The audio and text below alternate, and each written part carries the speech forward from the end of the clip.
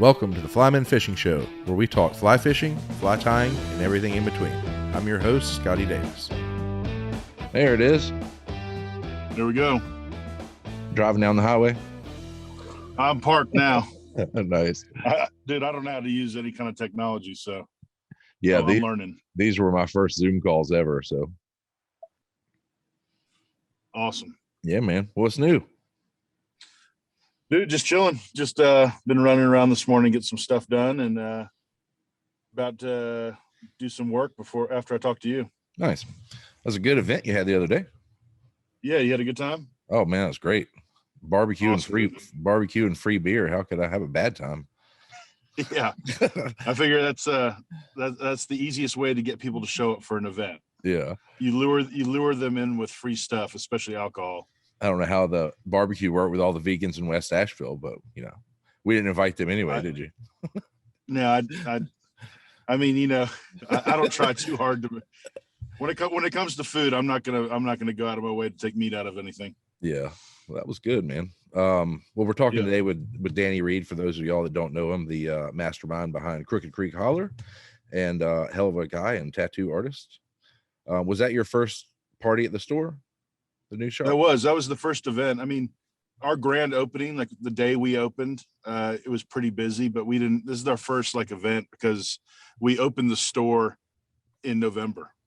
So it's been a lot of, COVID regulation and stuff going on. So this is now that the sun's out and it's warm and they've lifted all these mandates here in town and around the country, we wanted to have an outdoor event. Yeah. So how long have you been behind that brand? At least 10 years, right?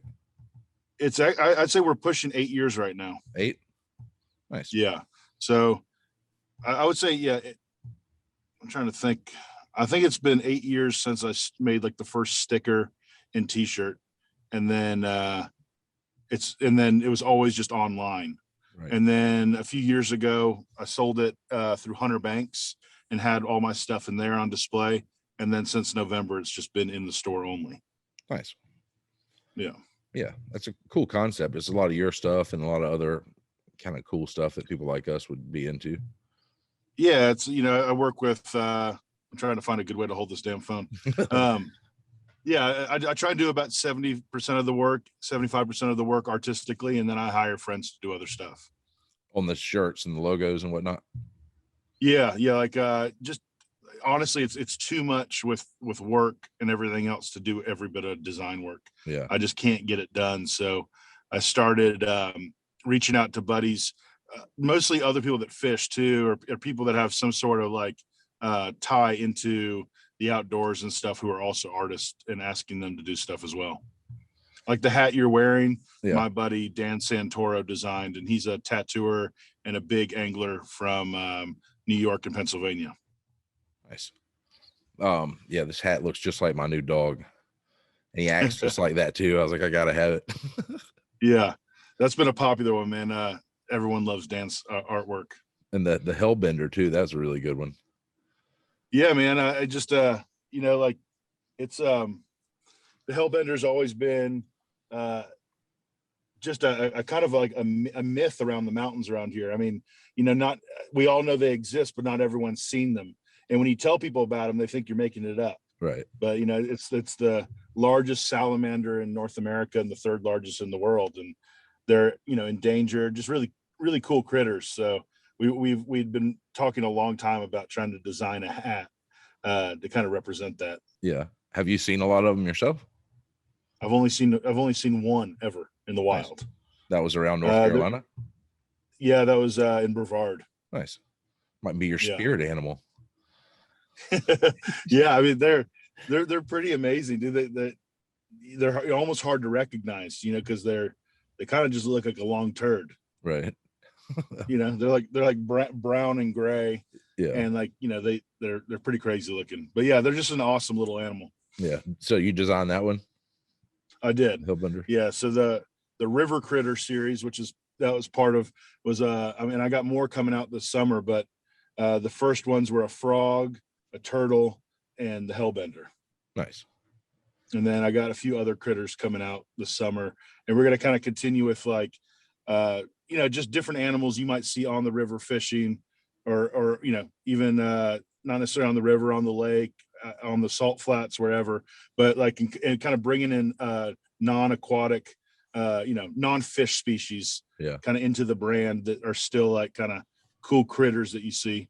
For sure. So obviously you started tattooing before Crooked Creek. I've been tattooing 20 years. Dang, come. Yeah. You don't look that old. Started young. I'm 40. There you go. I've been tattooing half my life. Yeah. And that started, obviously you're a great artist. So that started first. You've been doodling and drawing your whole life. And drawing my whole life. And like ever since I was a kid, I wasn't really good at much else. Terrible at sports, okay at skateboarding, but I just started drawing all the time on all my school papers, and it just one thing led to another, and I knew I wanted to get tattooed when I grew up, and I started getting tattooed in high school, and then pretty soon after graduating high school, I found someone who was willing to teach me how. Nice. Have you ever given yourself a tattoo? Yeah, a bunch of times. Yeah. Yeah, actually, especially when I was learning how. You kind of gotta you gotta be your own guinea pig. Yeah, hard to find somebody to dedicate space, like, it's my first tattoo. Like, no thanks, dude. Yeah. Well, I mean, you'd be surprised. You start telling, again, going back to free stuff. Yeah. Free beer, also free tattoos. Well, there's so many people will come in the door. You'll be like, hey, I have no idea what I'm doing. It's completely free. I'm learning. And people are like, yeah, sign me up. Yeah, heck yeah. Yeah, Matt Slitsky, one of the pig farm founders, they're so into like the really bad tattoos that he let me give him. Oh, one. yeah. And he was like, nope, didn't want me to practice. He wouldn't even let me sketch it out. And I was like, I heard you could like practice on a grapefruit or something like that. He's like, nah, not happening. So I started bearing down, going back and forth, and he's, got to go one direction, hurting him. Yeah. That's the only way to do it. You just gotta dive in. Well, the shirt's a cool idea because a lot of your tattoos look like the artwork on the shirt. It's like the psychedelic trout. That's pretty. Oh yeah. A lot there's definitely style. Like some crossover from like tattooing into the brand, and I think that's kind of what keeps it fresh from other stuff in the fly fishing world. You know what I mean? It's definitely unique. Yeah, that's always kind of been the goal, is like just to make stuff that's different than what's being available in other places. Yeah. Are your shirts limited runs? We have a few shirts that especially the ones I draw, they'll be more consistent and available. They'll change colors and stuff like that, but I try and keep certain ones around for longer periods of time. But then when we work with other artists, we do limited edition. Nice. That way I can pay the artist what they want, and we come to terms on what I'm printing and how much I'm making, and then we do like a real limited release. And I think it keeps it. I think people want something that not everyone has. Right. It's nice to be able to buy something and know that you're not going to run into everybody wearing the same thing. Right. Yeah. Are you going to continue those parties throughout the summer or throughout the rest of the year? So we got another one in July, August, and September.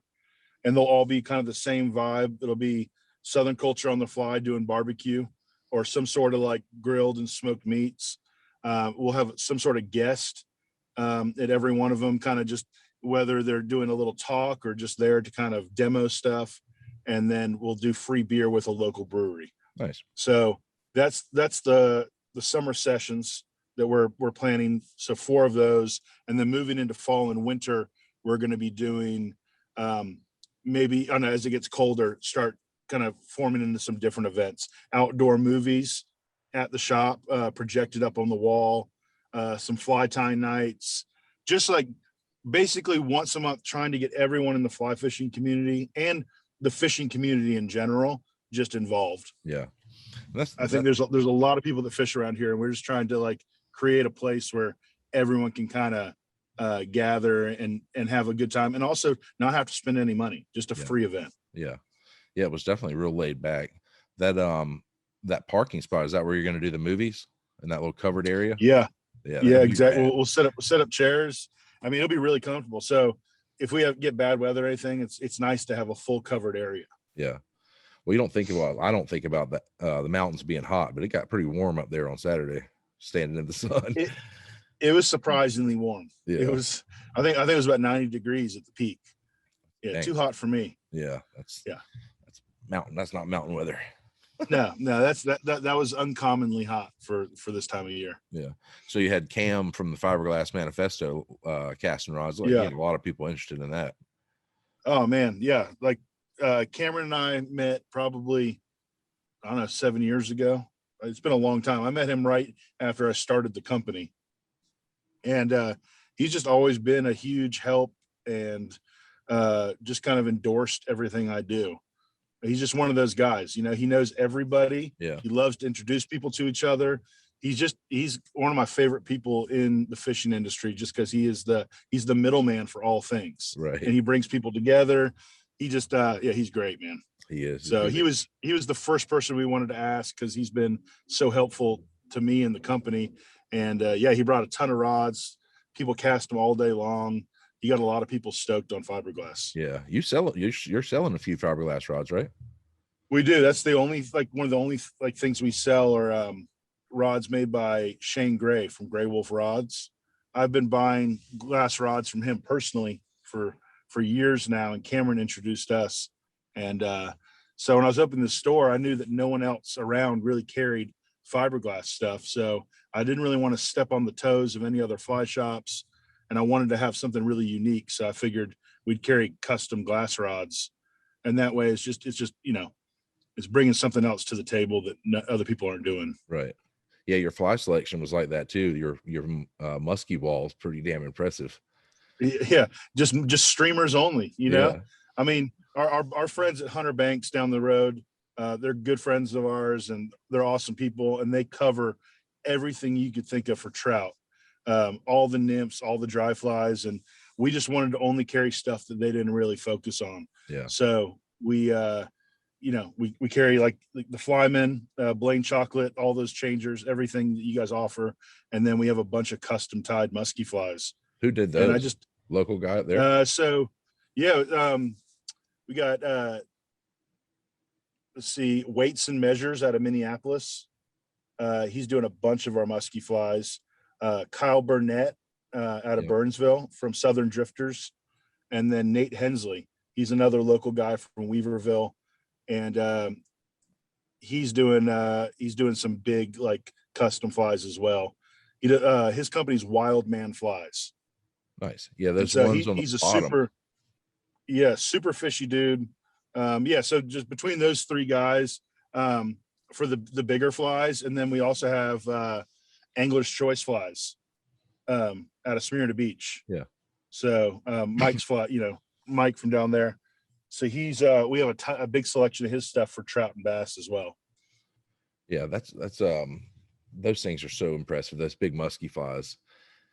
Oh man, they're awesome. Yeah, and they take so much time. I mean, the material. People look at like how much they're they are an expensive fly, but it's like if you want to get into tying them, you're going to spend hundreds of dollars just to buy material. Yeah, hell, it's got $7 worth of hackle feathers on it. Yeah. I think I lost you there. Yeah, I can still hear you. There you are. I'm coming back. So I guess a lot of people don't realize that where you are around Asheville is actually the southernmost part of the Muskies range, right? The French Broad. Yeah, as far as I know. Yeah. I mean, I'd love to say I know more about the fish, but I've only caught one of them. Yeah. I've put some time into trying to catch them, but I've been lucky enough to catch one, and so I haven't really been able to. I don't know. There's some much more experienced people, but there's not a lot of information on them. Unless the people that do know a lot about muskie, they keep it pretty close to themselves. Yeah, for sure. Because it's such a hard fish to catch. But yeah, as far as I know, we're the southernmost point to catch them, and we have a pretty solid muskie fishery. Yeah, it seems real healthy. All the pictures and stuff I hear, it seems like it's doing really well. Yeah, well, the beauty of it is the river stays. It doesn't get too hot, and that's what keeps them happy, from what I understand. Yeah, you're more of a smallmouth junkie, aren't you? That's the one. That's my favorite fish by far. Yeah, I mean, that's the fish that makes me really happy. I mean, I love bass species in general. I prefer them over everything else. In America, smallmouth bass are my favorite. Yeah. And you traveled, right? I love striped bass. You've been to Beaver Island with Cam, right? Chase those things. Yeah. I've been to Beaver Island, I think 6 times now. Damn. Once with Cameron, and then he introduced me to the island and all the people there. And then I just got back from a trip there. I was just there like a week and a half ago. How was that? And it's insane. It's just it's one of my favorite places in the world. It's just a really beautiful place with really good people, and it's true vacation fishing. Yeah. You know, some places it's like stressful to get there. The fishing can be stressful, and this is the opposite. You know, it's easy to get to, and a whole lot of fun and relaxation and fishing, and you don't feel like you've had a high stress trip when you leave there. Yeah. I mean, sometimes you go somewhere salty and it can be, you know, it take a long time to get there, and the fishing can be really tough and really stressful, and you kind of leave being like, damn, like feeling a little bit defeated. Yeah. Beaver Island's the opposite of that. Nice. And that water it's more like crazy. It's great. It looks like you're in the Bahamas or something. White sand, crystal clear water. It's beautiful. Yeah, it's a that true water gem. Is the rest of the lake that clear, or is it really just around Beaver Island? I've flown over that lake a bunch, like pretty low, and it is really, really clear. So it's just all about the depth and what's on the bottom. Yeah. But the closer you get towards land and to islands, you get a lot of just like kind of rocky and sandy bottom. And I'd say the clarity's good for easily 25, 30 feet. Jesus. That you can just see straight to the bottom easily with good sunlight. And then when you're in shallow water, which we're fishing, you know, it's like, I mean, you can see fish at 70, 80 feet, which is pretty cool. That is cool. To be able to spot a fish. What kind of flies are y'all throwing? You know, if it's warm enough, I'm throwing topwater as much as possible. I was throwing those double barrels every afternoon. As soon as the sun came out, I'd fish those until we were done fishing. You know, on a sunny day. Other than that, micro clousers, little crawdads, little tiny streamers, leeches. I mean, the stuff you'd expect, you know, like fish to eat, but almost smaller than you'd expect, like kind of smaller versions of just what we might fish around here. Sometimes you'll fish a bigger crawdad in the Appalachian Mountains for bass, but up there it's a much smaller kind of craw pattern. You throwing 7 weights normally? I throw an 8 weight. Yeah. Mostly for no, I mean, it depends. I usually bring glass with me, but this time around I was mostly fishing graphite. I like an 8 weight just because I find it to be the most versatile rod. Yeah. For everything I want to do. I mean, from sinking line to floating line, big flies, it's just the perfect rod for me. So and also you sometimes get a lot of wind, and you're also casting sometimes, you know, anywhere from 50 to 70 feet when the fish are acting a little spooky because the water's so clear. Right. You're trying to get some good distance, and that 8 weight just sends it. Yeah. That's good though. You can leave that one rod in your car and just fish all the way down the coast too. Yeah, I mean, really, you can take 8 weight to Charleston. Yeah, you know where you're at for redfish. You can take an 8 weight to the jungle of Brazil and chase peacock bass. It's the perfect, you know, weight for bonefish. It's a little underpowered for permit, but you can do permit on it. I mean, It really is, I think, the most versatile rod for the kind of fishing I want to do. Yeah. And if I'm fishing for trout, I prefer to streamer fish. So it's also, I find it the best for that as well. Yeah. So Beaver Island's kind of known for the carp too. Do you ever get into that? I do. I purposely go earlier in the season because the smallmouth fishing is better. Yeah. And the carp are starting to kind of warm up. I see a lot of carp, but they're being a little more picky. They're either pre-spawn or they're spawning when I'm there, and so they're not super interested in eating flies. But every trip, I usually will take a little time to target them, and I'll catch. Like this past trip, I only caught one, but I only tried fishing for them for an hour. Yeah. You know, I mean, the rest, there's so many smallmouth that like. That's what I'm there for. I'm hunting for the biggest smallmouth I can find. You know, like that's what makes me happy. I mean, I'd say the majority of people that go up there are for carp. because it's like it's like permit fishing for carp. I mean, you're spotting them at a huge distance, and you're making big casts and presentations to these fish, and they're spooky. They're super smart, and they're incredibly challenging. And so I think a lot of people that go up there, they like that challenge of being able to chase carp like that. My buddy Kevin, that's one of the guides up there, he always says it's like a day of carp fishing up there is the equivalent to permit fishing, except for you have 150 chances at casting at one instead of like maybe 3 or 10 or whatever, depending. It's just a lot more. It's just as picky of a fish, but way more opportunities to cast. Right. I think I'd be more frustrated with 150 blown shots than 5 blown shots. If I would say if a really good presentation on a carp, you have a probably a 30 to 40% chance of them eating. And so if you kind of do that math of a day of lots of shots, everyone that wants to catch a carp usually catches one. And if you want to catch a bunch of them, you usually can. Yeah. It just means you're going to dedicate all of your time to that. And to me, it's like when you have smallmouth everywhere that are hungry as hell and ready to eat, I'd rather just, I don't know. It's all, I guess I take the easy way out. Well, your hands won't stink when you release them too.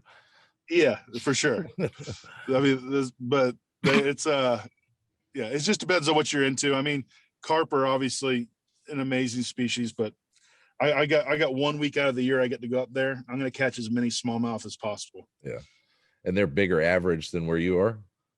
Or about they are. I mean, they're the big difference between those lake smallmouth and river smallmouth here is weight and girth. You're just going to get a way taller, broader, big shouldered smallmouth that is older. Its body's bulkier. It's not fighting any current. Our smallies around here, even if you catch a really long one, it's going to tend to be more slender. It's a more kind of fit fish. Right. It's constantly battling current its whole life, and it's going to have a lot more. I don't know, like the smallmouth here, they live a harder life, I'd say, and they fight harder. I think a river fish fights a little harder, but those lake fish, I mean, they'll bend an 8 weight in half. I mean, and they will bulldog you as hard as they possibly can. Yeah. But they are a very different. It's a different type of smallmouth for sure. Yeah, they look really different. So what's the deal? But they're way bigger. You fly into Traverse City and then take a little plane over? Yeah, I usually. Well, this time I drive. Sometimes I fly. Sometimes I didn't want to fly this year because it was 3 separate flights. Oh yeah. It was going to be a whole day of flying, and I didn't want to sit in a plane with a mask on. I'm 6'4". I'm too big for a damn tiny ass plane. I was like, I can't do this. So I just drove myself. So it's like 15 hour drive to Traverse City. I usually go up there, hang out for a day or two, and then drive up to Charlevoix. And you can either take a plane or a ferry over to the island. Nice. It's a 2.5 hour boat ride or a 30-minute plane ride. Yeah. Yeah, I guess if you got all your stuff, it makes sense. Just take the ferry over. Yeah, it depends. If you want to bring a car over, the ferry brings cars over.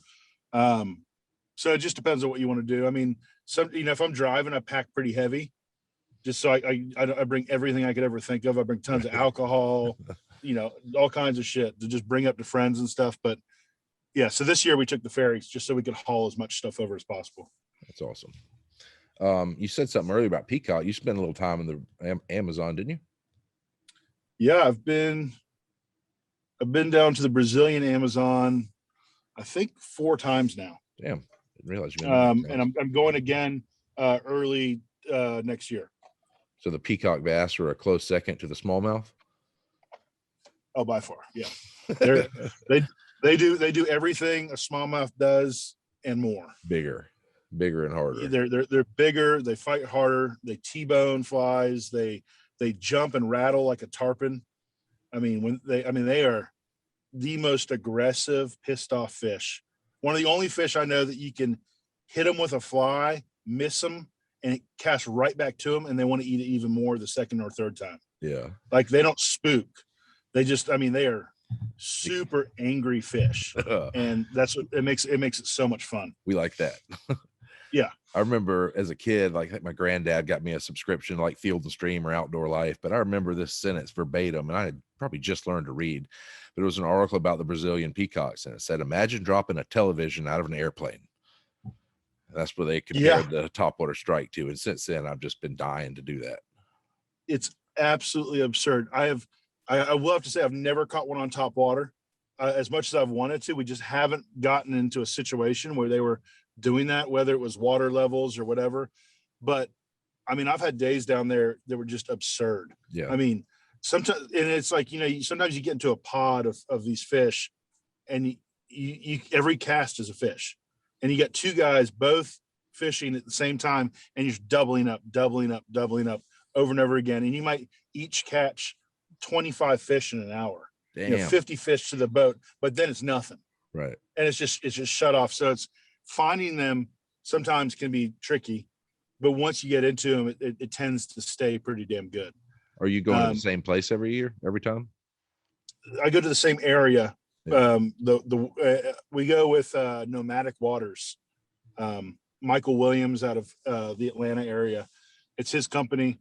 He's put a ton of time exploring down that way, and that's who I go with every year. And it's just incredible. We every time I've been in the same river system, but we're in different sections of it. Gotcha. And we're covering a ton of area. It's not like you're not waking up and fishing the same spot. I mean, it's endless amounts of water. So you're never fishing the same spot twice in a trip. And it's a water-based operation, right? He's taking boats upriver. Yeah, we take a mothership, which is like, I'd say, I mean, it's a pretty damn big boat. It looks like a big old like Paddle river boat. barge. Yeah. Paddle. Yeah. So, you know, like something you'd have a casino on and like back in the day on a river. And you have that. And then behind us, we pull a bunch of bass trackers. Nice. So we got the boats we fish off of. I mean, they have, I want to say like, I don't know, 70 or 90 horsepower motors on them. So we can get around. So you can really jump from spot to spot. And if the fishing's bad in one area, we go to another. And we cover a ton of water. But it's usually, I want to say like 6 full days of fishing down there. You know, you wake up super early, fish early in the morning until afternoon, take a nap, eat lunch, and then go back out for late afternoon for a few hours. Yeah. I guess that the heat of the day in the Amazon is a little bit different than down here. Brutal hot, huh? Oh, it's a different type of heat. Yeah. You have to let it almost overcome you. Like you have to like give yourself to it, because if you think about it, you won't survive. Right. It's just so humid and hot. You have to just be like, fuck it. I accept this. Yeah. This is life. It's what it takes. It's what it takes. But the fish make it all worthwhile. I mean, when you get into a big peacock bass, you've never felt anything like it. Yeah. I mean, it's the way they fight and pull. It's incredible. Do you get the different species, the butterflies as well? Yeah, there's so many different types of peacock bass that you get into. The Asu is my favorite, and that's kind of the one the prize. They're the most uncommon, and those are the ones that, from what I can tell, seem to get the biggest. The butterflies tend to be on the smaller side, and you have all these different like kind of colors and like patterns that the Asus seem to be the ones that the really, really big ones all look like Asus. They're all inhabiting the same areas too.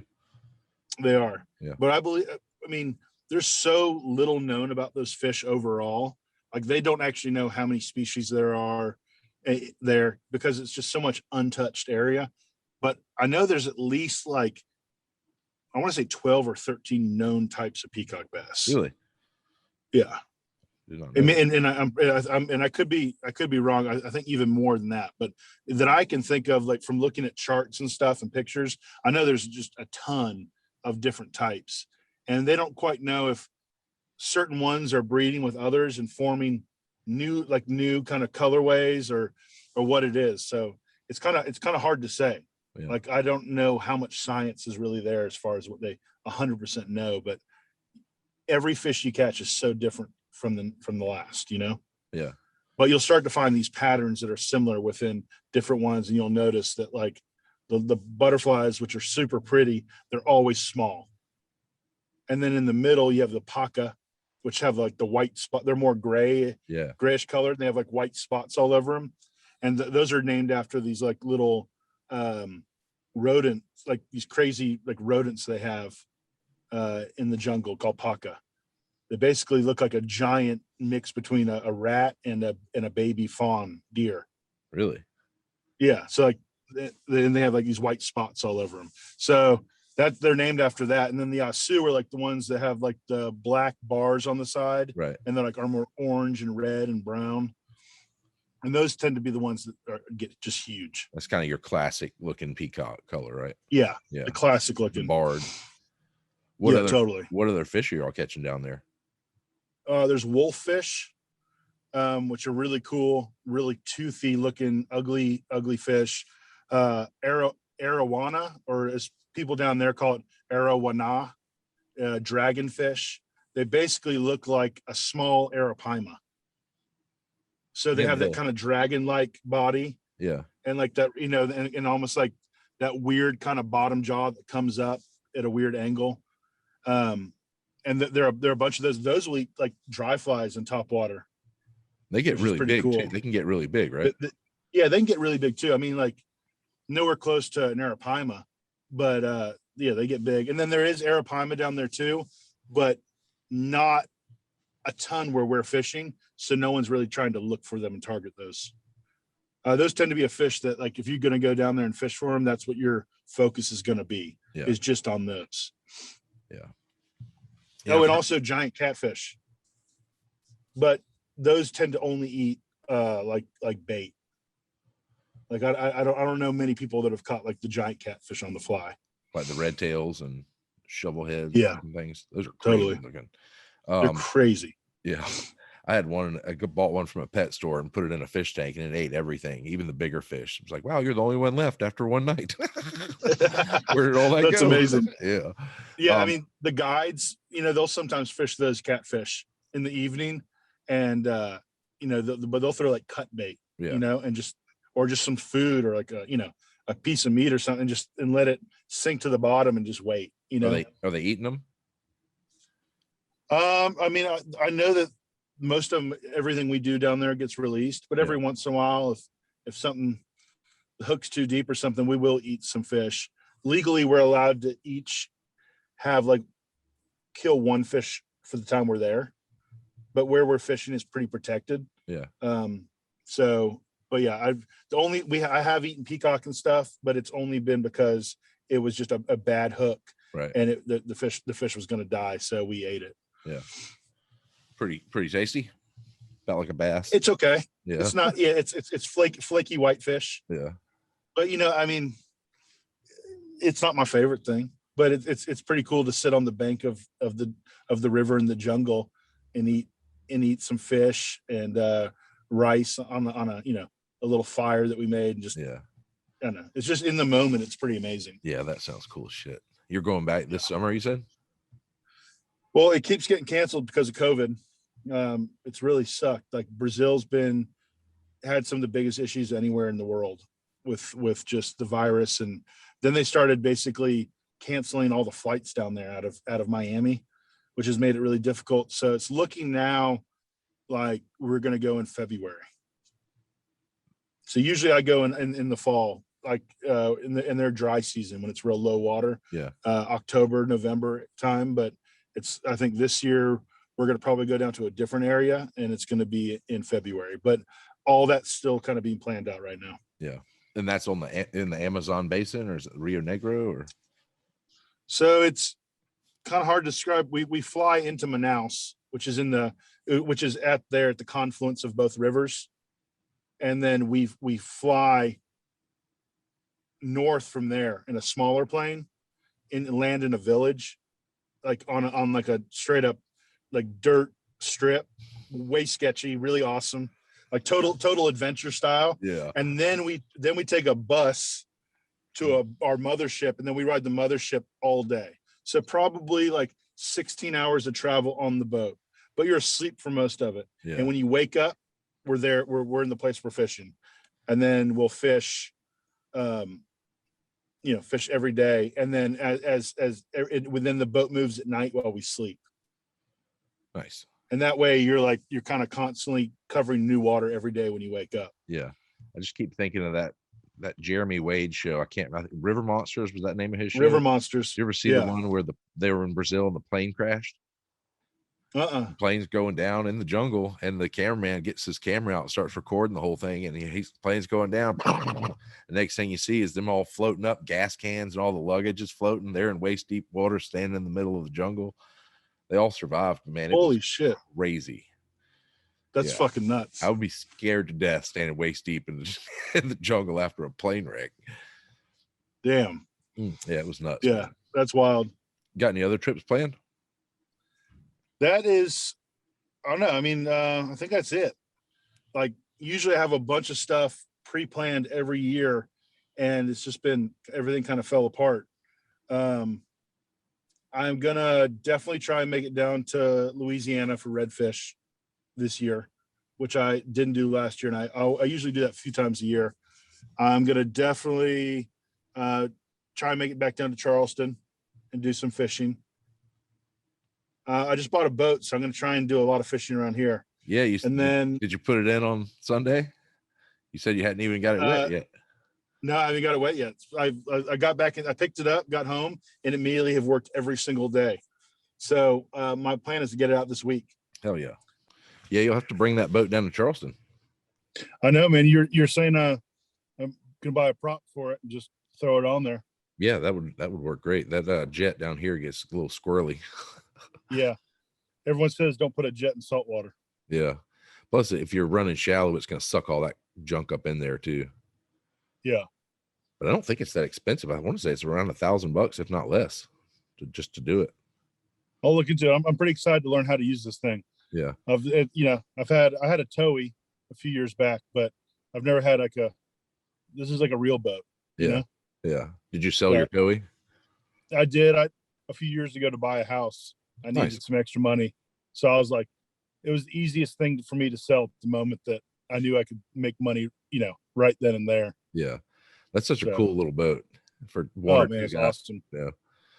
Especially in that area. You put the rowing. Did you have the rowing center in it? Yeah. I had the rowing frame. And I had a 25 prop on it. Nice. So that light of a boat, it'll go. Yeah. Yeah, Todd's a good dude. Yeah, he is. You put that in the rivers up there? I did, yeah. I fished in a few rivers and took it out on the lake a few times. And when I had it, I didn't use it as much as I hoped I would. Yeah. So I'm hoping with this boat, I'm going to use it, at least once a week. Yeah. It'd be nice to take a third person too. Yeah. Yeah. I think this thing will comfortably fit 3 people, and definitely it'll take 4. Yeah. That's awesome. I mean, 17 foot. You have a son, right? I do. I got a 17-year-old. Does he 17? Does he fish? Yeah. Yeah. Hates it. Does he? Can't stand it. Yeah. I used to bring him with me everywhere I'd go. Right. And he would just sit on the back of the boat and read a book, or he'd fish a little bit. But as soon as he got old enough to say no, he started saying no. Yeah. Each his own. Yeah. He's a really good kid. And, I get it. I didn't want to do what my dad was doing when I was a kid either. So, yeah, no. But I wish he would fish with me. Yeah. So hopefully when he's older, he'll understand how cool it is. Yeah. Nice. What's your plans for the rest of the day? You going back to the tattooing? I'm actually parked in front of the Crooked Creek Holler shop. Oh, cool. So I'm about to go in there when I get done with you, and I'm going to catch up on some stuff from this weekend and make sure everything's working the way it should. And then I'm going to run around town, just get some errands done. Then I go back to the tattoo shop tomorrow. Nice. You're pretty booked up with that, aren't you? A month or so out, didn't you say? Yeah, usually like anywhere from 4 to 8 weeks, depending on what time of year. Yeah. Right now I'm booked, till like end of July or something. And did the COVID regulations at Asheville just shut down tattooing? Yeah, we shut down for 72 days. Dang. It was illegal to be open. Yeah. So that sucked. Yeah, dude, that's hard That on was, any business. I was pretty anti that. I don't know. I think it's crazy to tell someone they can't go to work Right. and make a living. Right. Especially like at a tattoo shop where it's like one of the cleanest places in the world. Yeah. I mean, we're cleaner than any doctor's office. So if it's safe enough to go to the hospital, it's even safer to go to a tattoo shop. Yeah, you never hear about anybody getting staph infection from a tattoo parlor. No, it's like it's one of the cleanest places in the world. Yeah, it really is. The amount of shit we have to do to sanitize everything, it's like you honestly have nothing to worry about in a tattoo shop. You have way more to worry about at a doctor's office. Yeah, nice. I'll come up there and get a tat one day once my wife lets me. Yeah, man. Get a big Mike Tyson rainbow trout on my face or something. It's better to ask for forgiveness than permission. Not with her. Yeah. Well, cool, man. I'll let you get back to it. Put that boat in the water. Yeah, that's the plan, man. Yeah. Well, I'll be in touch with you soon when I come down to Charleston. Yeah, definitely. I'll take you out on the boat. Awesome, man.